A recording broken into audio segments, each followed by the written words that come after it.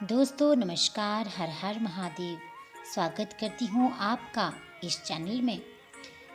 आप सुन रहे हैं शिव पुराण रुद्र संहिता का द्वितीय खंड सती खंड।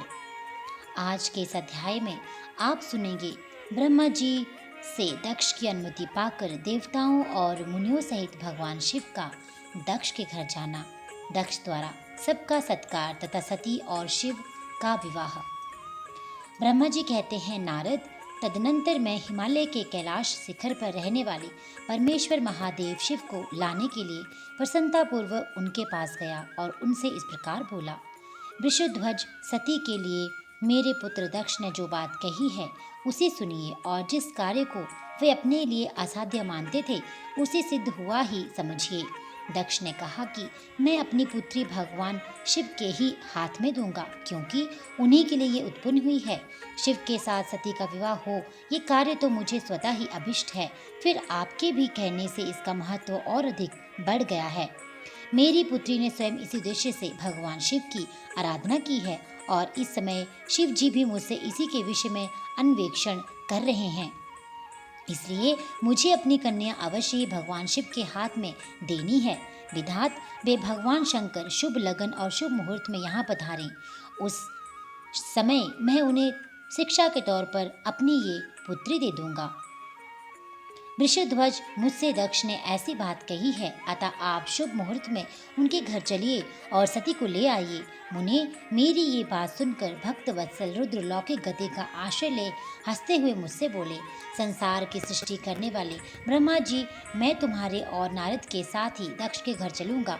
अतः नारद का स्मरण करो, अपने मरीचि आदि मानस पुत्रों को भी बुला लो। विधे, मैं उन सबके साथ दक्ष के निवास स्थान पर चलूंगा।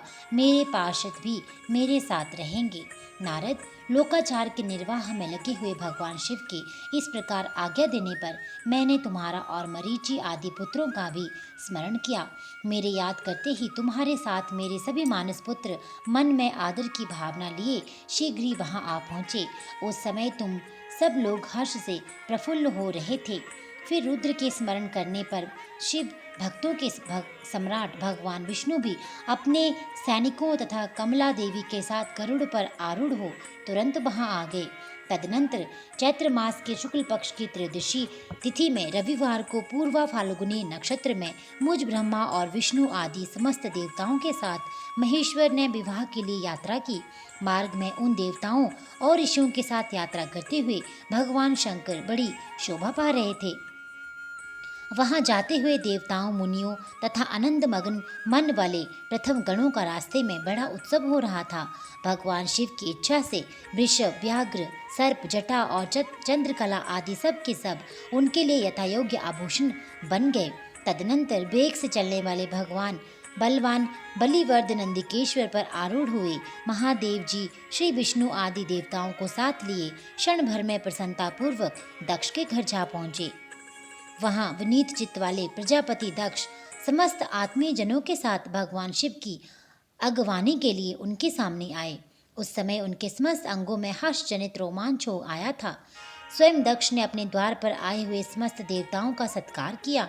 वे सब लोग सुरश्रेष्ठ शिव को बिठाकर उनके पार्श्व भाग में स्वयं भी मुनियों के साथ क्रमशः बैठ गए। इसके बाद दक्ष ने मुनियों सहित समस्त देवताओं की परिक्रमा की और उनके साथ भगवान शिव को घर के भीतर ले आए। उस समय दक्ष के मन में बड़ी प्रसन्नता थी। उन्होंने सर्वेश्वर शिव को उत्तम आसन देकर स्वयं ही विधि पूर्वक उनका पूजन किया। तत्पश्चात श्री विष्णु का, मेरा, ब्राह्मणों का, देवताओं का और समस्त शिवगणों का भी यथोचित विधि से उत्तम भक्तिभाव के साथ पूजन किया। इस तरह पूजनीय पुरुषों तथा अन्य लोगों सहित उन सब का यथोचित आदर सत्कार करके दक्ष ने मेरे मानस पुत्र मरीचि आदि मुनियों के साथ आवश्यक सलाह ली। इसके बाद मेरे पुत्र दक्ष ने मुझ पिता से मेरे चरणों में प्रणाम करके प्रसन्नता पूर्वक कहा, प्रभो, आप ही वैवाहिक कार्य कराएं। तब मैं भी हर्ष भरे हृदय से बोला, बहुत अच्छा कहकर उठा और वह सारा कार्य कराने लगा। तदनंतर ग्रहों के बल से युक्त शुभ लगन और मुहूर्त में दक्ष ने हर्षपूर्वक अपनी पुत्री सती का हाथ भगवान शंकर के हाथ में दे दिया। उस समय हर्ष से भरे हुए भगवान वृषध्वज ने भी वैवाहिक विधि से सुंदरी दक्ष कन्या का पाणी ग्रहण किया। फिर मैंने, श्री हरि ने, तुम तथा अन्य मुनियों ने, देवताओं और प्रथम गणों ने भगवान शिव को प्रणाम किया और सब ने नाना प्रकार की स्तुतियों द्वारा उन्हें संतुष्ट किया। उस समय नाच गान के साथ महान उत्सव मनाया गया। समस्त देवताओं और मुनियों का बड़ा आनंद प्राप्त हुआ। भगवान शिव के लिए कन्यादान करके मेरे पुत्र दक्ष कृतार्थ हो गए। शिवा और शिव प्रसन्न हुए तथा सारा संसार मंगल का निकेतन बन गया। आगे सुनिए सती और शिव के द्वारा अग्नि की परिक्रमा, श्री हरि द्वारा शिव तत्व का वर्णन, शिव का ब्रह्मा जी को दिए हुए वर के अनुसार वेदी पर सदा के लिए अवस्थान तथा शिव और सती का विदा हो कैलाश पर जाना। ब्रह्मा जी कहते हैं, नारद, कन्यादान करके दक्ष ने भगवान शंकर को नाना प्रकार की वस्तुएं दहेज में दी। ये सब करके वे बड़े प्रसन्न हुए। फिर उन्होंने ब्राह्मणों को भी नाना प्रकार के धन बांटे। तत्पश्चात लक्ष्मी सहित भगवान विष्णु शंभु के पास हाथ जोड़कर खड़े हुए और यूं बोले, देव देव महादेव, दया सागर प्रभो, तात, आप संपूर्ण जगत के पिता हैं और सती देवी सबकी माता है। आप दोनों सत्पुरुषों के कल्याण तथा दुष्टों के दमन के लिए सदा लीलापूर्वक अवतार ग्रहण करते हैं। ये सनातन श्रुति का कथन है। आप चिकने नील अंजन के समान शोभा वाली सती के साथ जिस प्रकार शोभा पा रहे हैं, उससे उल्टे लक्ष्मी के साथ शोभा पा रहा हूँ। अर्थात सती नील वर्णा तथा आप गौर वर्णा हैं। उससे उल्टे मैं नील वर्ण तथा लक्ष्मी गौर वर्णा है। नारद, मैं देवी सती के पास आकर गृहसूत्रोक्त विधि से विस्तार पूर्वक सारा अग्नि कार्य कराने लगा। मुझ आचार्य तथा ब्राह्मणों की आज्ञा से शिवा और शिव ने बड़े हर्ष के साथ विधि पूर्वक अग्नि की परिक्रमा की। उस समय वहाँ बड़ा अद्भुत उत्सव मनाया गया। गाजे बाजे और नृत्य के साथ होने वाला वह उत्सव सबको बड़ा सुखद जान पड़ा। तदनंतर भगवान विष्णु बोले, सदाशिव, मैं आपकी आज्ञा से यहाँ शिव तत्व का वर्णन करता हूँ। समस्त देवता तथा दूसरे मुनि अपने मन को एकाग्र करके इस विषय को सुने। भगवान, आप प्रधान और अप्रधान हैं। आपके अनेक भाग हैं, फिर भी आप भाग्य रहित हैं। ज्योतिर्मय स्वरूप वाले आप परमेश्वर के ही हम तीनों देवता अंश हैं। आप कौन हैं, मैं कौन और ब्रह्मा कौन है? आप परमात्मा के ये तीन अंश हैं जो सृष्टि पालन और संहार करने के कारण एक दूसरे से भिन्न प्रतीत होते हैं। आप अपने स्वरूप का चिंतन कीजिए। आपने स्वयं ही लीलापूर्वक शरीर धारण किया है। आप निर्गुण ब्रह्म रूप से एक हैं। आप ही सगुण ब्रह्मा है। हम ब्रह्मा, विष्णु तथा रुद्र तीनों आपके अंश हैं। जैसे एक ही शरीर के भिन्न भिन्न अवयव मस्तक, ग्रीवा आदि नाम धारण करते हैं, तथापि उस शरीर से भी भिन्न नहीं है, उसी प्रकार हम तीनों अंश आप परमेश्वर के ही अंश हैं, जो ज्योतिर्मय आकाश के समान सर्वव्यापी एवं निर्लेप स्वयं ही अपना धाम, पुराण, कूटस्थ, अव्यक्त, अनंत, नित्य तथा दीर्घ आदि विशेषणों से रहित निर्विशेष ब्रह्मा है। वहीं आप शिव हैं, अतः आप ही सब कुछ हैं। ब्रह्मा जी कहते हैं, मुनीश्वर, भगवान विष्णु की बात सुनकर महादेव जी बड़े प्रसन्न हुए। तदनंतर उस विवाह यज्ञ के स्वामी परमेश्वर श्री प्रसन्न हो लौकिकी गति का आशय लेकर हाथ जोड़कर खड़े हुए मुझ ब्रह्मा से प्रेम पूर्वक बोले। शिव ने कहा, ब्राह्मण, आपने सारा वैवाहिक कार्य अच्छी तरह संपन्न करा दिया। अब मैं प्रसन्न हूँ। आप मेरे आचार्य हैं। बताइए, आपको क्या दक्षिणा दूँ? सुरज्येष्ठ, आप उस दक्षिणा को मांगिए। महाभाग, यदि वह अत्यंत दुर्लभ हो तो भी उसे शीघ्र कहिए। मुझे आपके लिए कुछ भी अदेय नहीं है। मुने, भगवान शंकर का ये वचन सुनकर मैं हाथ जोड़ विनीत चित्त से उन्हें बारंबार प्रणाम करके बोला, देवेश, यदि आप प्रसन्न हो और महेश्वर, यदि मैं वर पाने के योग्य हूँ तो प्रसन्नतापूर्वक जो बात कहता हूँ उसे आप पूर्ण कीजिए। महादेव, आप इसी रूप में इसी वेदी पर सदा विराजमान रहे, जिससे आपके दर्शन से मनुष्यों के पाप धुल जाए। चंद्रशेखर, आपका सानिध्य होने से मैं इस वेदी के समीप आश्रम बनाकर तपस्या करूं, ये मेरी अभिलाषा है। चैत्र के शुक्ल पक्ष की त्रयोदशी को पूर्वा फाल्गुनी नक्षत्र में रविवार के दिन इस भूतल पर जो मनुष्य भक्तिभाव से आपका दर्शन करे, उसके सारे पाप तत्काल नष्ट हो जाएं, विपुल पुण्य की वृद्धि हो और समस्त रोगों का सर्वदा नाश हो जाए। जो नारी दुर्भगा, वंध्या, कानी अथवा रूपहीना हो, वह भी आपके दर्शन मात्र से ही अवश्य निर्दोष हो जाए। मेरी ये बात उनकी आत्मा को सुख देने वाली थी। इसे सुनकर भगवान शिव ने प्रसन्न चित्त से कहा, विधात, ऐसा ही होगा।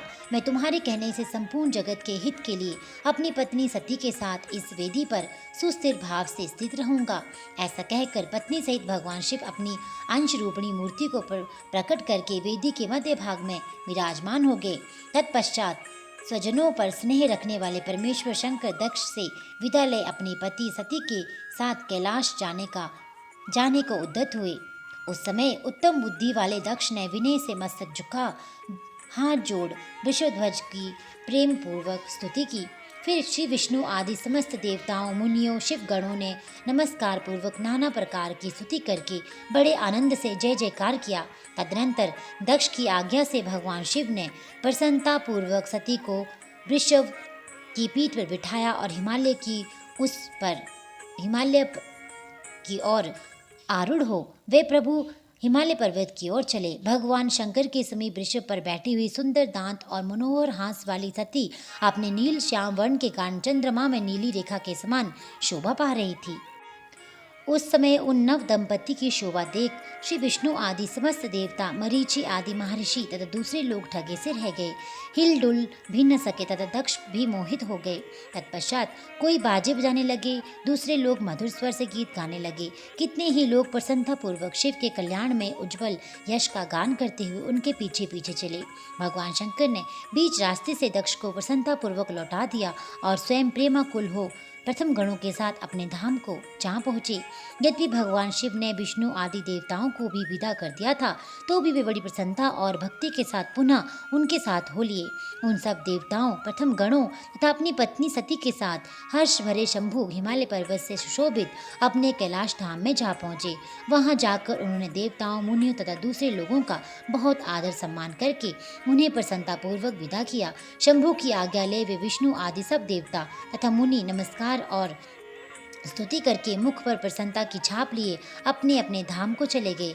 सदाशिव का चिंतन करने वाले भगवान शिव भी अत्यंत आनंदित हो हिमालय के शिखर पर रहकर अपनी पत्नी दक्ष कन्या सती के साथ विवाह करने लगे। सूत जी कहते हैं, मुनियों, पूर्व काल में स्वयंभू मनवंतर में भगवान शंकर और सती का जिस प्रकार विवाह हुआ वह सारा प्रसंग मैंने तुमसे कह दिया है। जो विवाह काल में, यज्ञ में तथा किसी भी शुभ कार्य में आरंभ में भगवान शंकर की पूजा करके शांति चित्त से इस कथा को सुनता है, उसका सारा कर्म तथा वैवाहिक आयोजन बिना किसी विघ्न बाधा के पूर्ण होता है और दूसरे शुभ कर्म भी सदा निर्विघ्न पूर्ण होते हैं। इस शुभ उपाख्यान को प्रेम पूर्वक सुनकर विवाहित होने वाली कन्या भी सुख, सौभाग्य, सुशीलता और सदाचार आदि सद्गुणों से संपन्न साध्वी स्त्री तथा पुत्रवती होती है। दोस्तों, इसी प्रसंग में आगे सुनिए कैलाश पर पहुंचने के बाद सती का प्रश्न तथा उनके उत्तर में भगवान शिव द्वारा ज्ञान एवं नवदा भक्ति के स्वरूप का विवेचन। कैलाश तथा हिमालय पर्वत पर श्री शिव और सती के विविध विहारों का विस्तार पूर्वक वर्णन करने के पश्चात ब्रह्मा जी ने कहा, मुने, एक दिन की बात है, देवी सती एकांत में भगवान शंकर से मिली और उन्हें भक्ति पूर्वक प्रणाम करके दोनों हाथ जोड़कर खड़ी हो गई। प्रभु शंकर को पूर्ण प्रसन्न जान नमस्कार करके विनीत भाव से खड़ी हुई दक्ष कुमारी सती भक्ति भाव से अंजलि बांधे बोली। सती ने कहा, देव देव महादेव, करुणा सागर, प्रभो, दीनों उद्धार परायण महायोगीन, मुझ पर कृपा कीजिए। आप परम पुरुष हैं, सबके स्वामी हैं, रजोगुण, सत्वगुण और तमोगुण से परे हैं, निर्गुण भी हैं, सगुण भी हैं, सबके साक्षी, निर्विकार और महाप्रभु हैं। हर मैं धन्य हूँ जो आपकी कामिनी और आपके साथ सुंदर विहार करने वाली आपकी प्रिया हुई। स्वामिन, आप अपनी भक्त वत्सला की से ही प्रेरित होकर मेरे पति हुए हैं। नाथ, मैंने बहुत वर्षों तक आपके साथ विहार किया है। महेशान, इससे मैं बहुत संतुष्ट हुई हूँ और अब मेरा मन उधर से हट गया है। देवेश्वर हर, अब तो मैं उस परम तत्व का ज्ञान प्राप्त करना चाहती हूँ जो निर्तिशय सुख प्रदान करने वाला है तथा जिसके द्वारा जीव संसार दुख से अनायास ही उद्धार पा सकता है। नाथ, जिस कर्म का अनुष्ठान करके विषय जीव भी परम पद को प्राप्त कर ले और संसार बंधन में न बंधे, उसे आप बताइए, मुझ पर कृपा कीजिए। ब्रह्मा जी कहते हैं, मुने, इस प्रकार आदि शक्ति महेश्वरी सती ने केवल जीवों के उद्धार के लिए जब उत्तम भक्ति भाव के साथ भगवान शंकर से प्रश्न किया, तब उनके उस प्रश्न को सुनकर स्वेच्छा से शरीर धारण करने वाले तथा योग के द्वारा भोग से विरक्त चित्त वाले स्वामी शिव ने अत्यंत प्रसन्न होकर सती से इस प्रकार कहा। शिव बोले, देवी दक्ष नंदिनी महेश्वरी, सुनो, मैं उसी परम तत्व का वर्णन करता हूँ जिससे वासनावद्ध जीव तत्काल मुक्त हो सकता है। परमेश्वरी, तुम विज्ञान को परम तत्व जानो। विज्ञान वे है जिसके उदय होने पर मैं ब्रह्मा हूँ ऐसा दृढ़ निश्चय हो जाता है। ब्रह्मा के सिवा दूसरी किसी वस्तु का स्मरण नहीं रहता तथा उस विज्ञानी पुरुष की बुद्धि सर्वदा शुद्ध हो जाती है। प्रिय, विज्ञान दुर्लभ है। इस त्रिलोकी में उसका ज्ञाता कोई विरला ही होता है। वह जो और जैसा भी है सदा मेरा स्वरूप ही है। साक्षात परात्पर ब्रह्मा है। उस विज्ञान की माता है मेरी भक्ति, जो भोग और मोक्ष रूप फल प्रदान करने वाली है। वे मेरी कृपा से सुलभ होती है। भक्ति 9 प्रकार की बताई गई है। सती, भक्ति और ज्ञान में कोई भेद नहीं है। भक्त और ज्ञानी दोनों को ही सदा सुख प्राप्त होता है।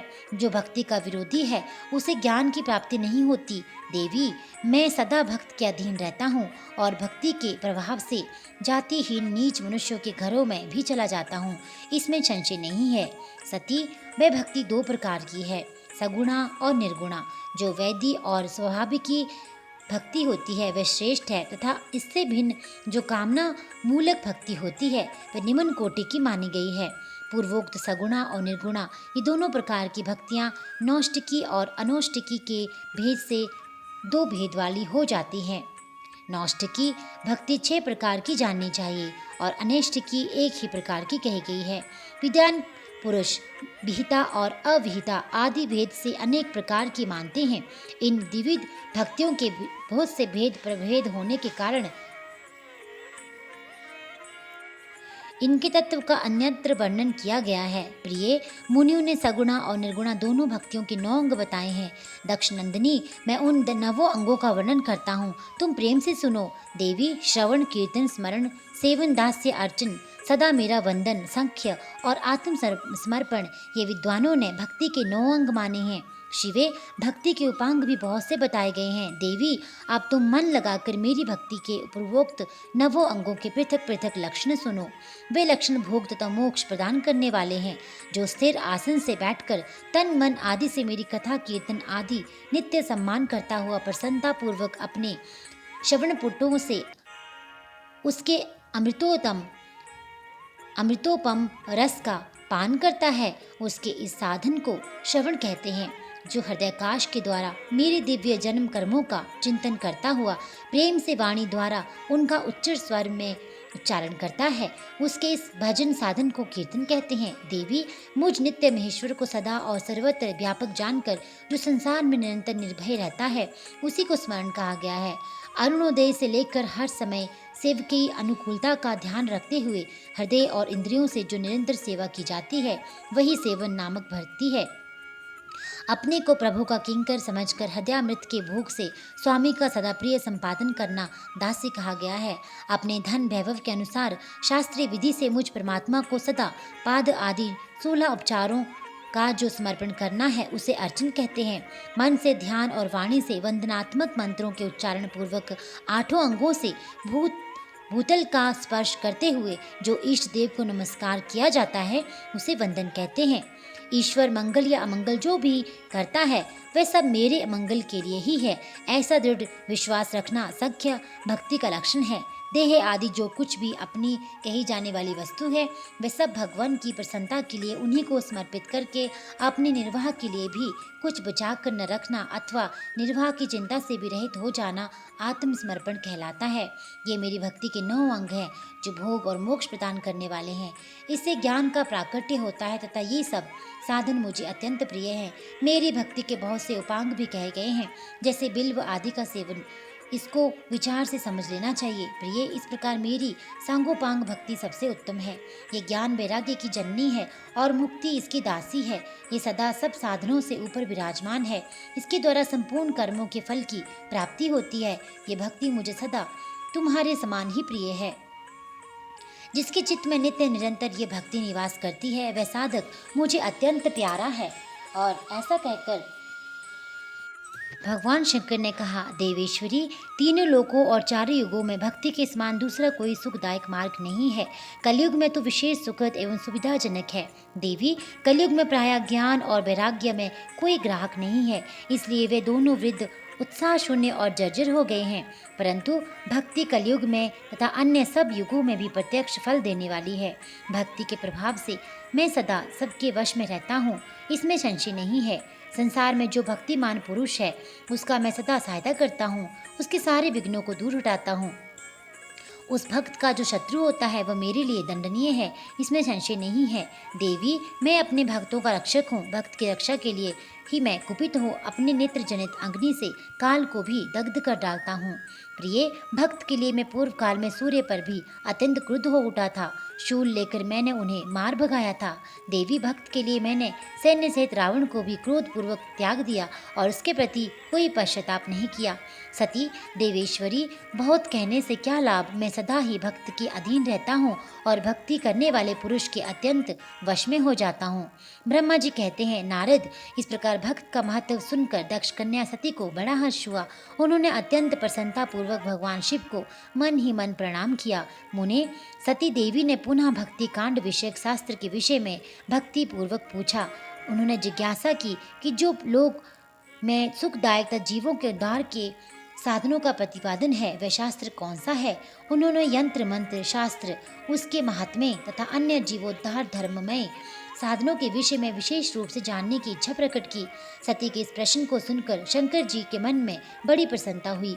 उन्होंने जीवों के उद्धार के लिए सब शास्त्रों का प्रेम पूर्वक वर्णन किया।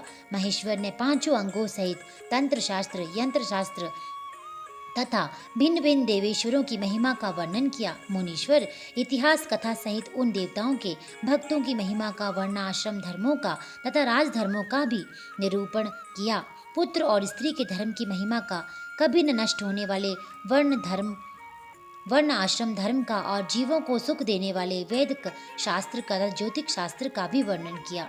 महेश्वर ने कृपा करके उत्तम सामुद्रिक शास्त्र का तथा और भी बहुत से शास्त्रों का तत्वत वर्णन किया। इस प्रकार लोकोपकार करने के लिए सद्गुण संपन्न शरीर धारण करने वाले त्रिलोक सुखदायक और सर्वज्ञ सती शिव हिमालय के कैलाश शिखर पर तथा अनन्य स्थानों में नाना प्रकार की लीलाएं करते थे। वे दोनों दंपति साक्षात परम ब्रह्मा स्वरूप थे। तो दोस्तों, ये था आज का अध्याय।